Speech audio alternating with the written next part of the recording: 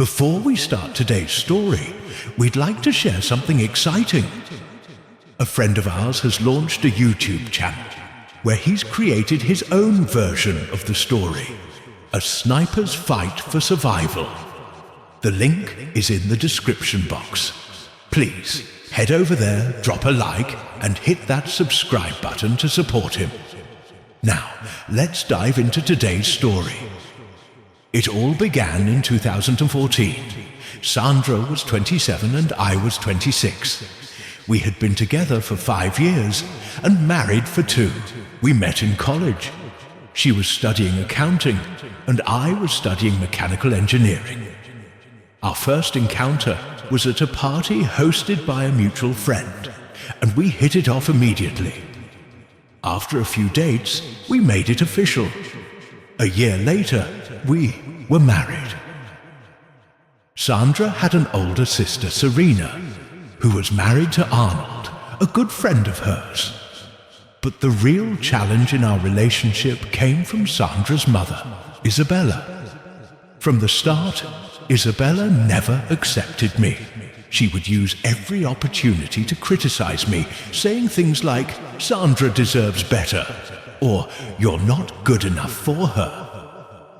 It was humiliating and exhausting, but despite that, I believed I had the perfect life. Sandra was incredible, beautiful, intelligent, and the most stunning woman I had ever met. I had a decent salary as a mechanical engineer, and we were building a solid future together. We had agreed to wait on having children. We wanted to travel and finish paying off the house first. Sandra also wanted to pursue her master's degree, which I fully supported and offered to pay for.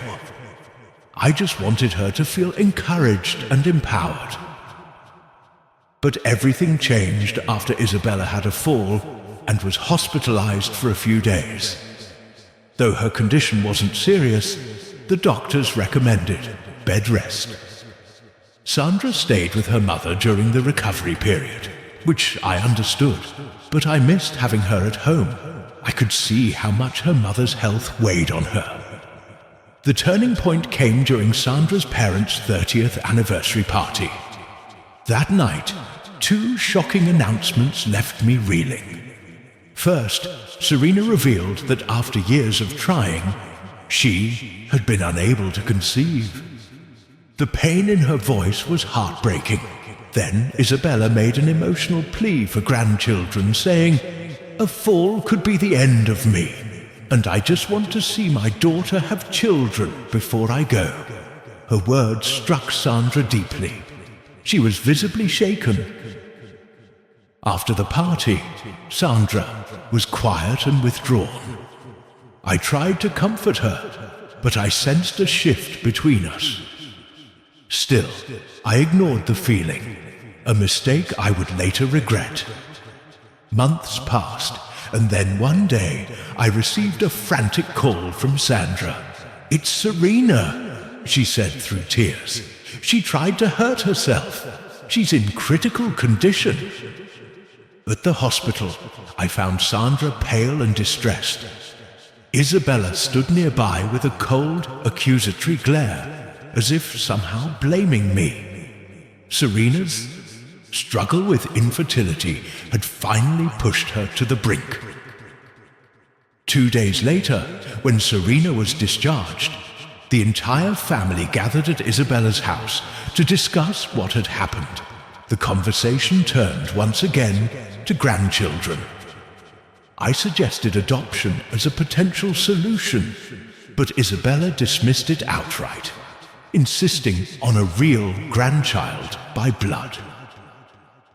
In the weeks that followed, Serena and Arnold started visiting more frequently, but their behavior felt off, secretive, guarded. At the same time, Sandra grew distant. She was protective of her phone, pulled away from physical affection, and our intimate life faded. Then came July 5th. I arrived home to find my in-laws, and Serena and Arnold gathered in the living room. Sandra's voice was tense as she said, "Sit down. We need to talk." Isabella wasted no time. "What solution can you give us?" she demanded. I was confused, so I suggested in vitro fertilization, but Isabella rejected it. Then she dropped a bombshell. "Since you refuse to have children, Sandra will become pregnant with Arnold." My world stopped. My wife with her brother-in-law. I turned to Sandra, but she wouldn't meet my gaze. Isabella continued as if this madness were perfectly reasonable. "When the baby is born, we'll register it in Serena and Arnold's name." I was in shock. I tried to reason with them, but their insistence only grew. Arnold, with a smug grin, even had the audacity to say, "Come on, it'll be fun." "That was it," I snapped. My fist connected with his face, and the room erupted in chaos. I demanded they leave my house. Sandra was furious, not at them, but at me.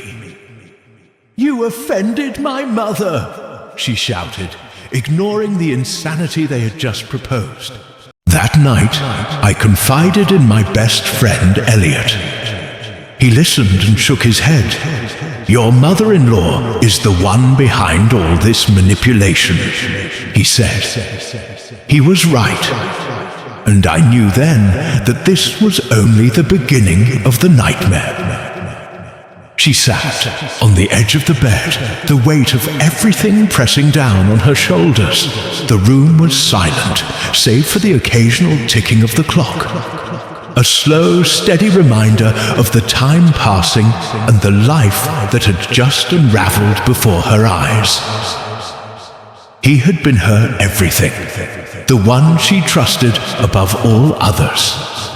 And yet, the trust had been shattered in an instant. A single text message, a whispered phone call, the look in his eyes when she confronted him. There was no denying it. The betrayal was real. The days blurred into nights, and the ache in her chest became a constant companion. Friends reached out, but their words felt hollow. She knew they meant well, but how could they understand the depth of her pain? How could they understand the loss of not just a partner, but a future that had been so carefully planned and dreamed of?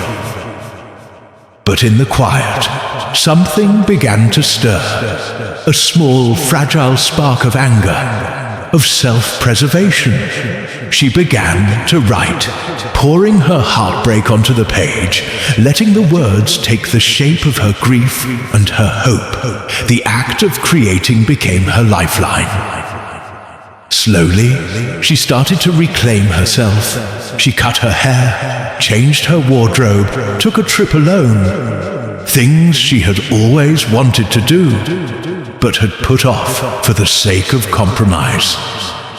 Each small step felt like defiance against the sorrow, a declaration of her own strength. Months passed, and the pain dulled into a distant ache. The woman who stared back at her in the mirror was different, not just because of the changes on the outside, but because of the quiet resilience she had forged through fire. She no longer needed someone else to complete her. One day, she found herself laughing, a real, unguarded laugh, and realized she had made it through the storm.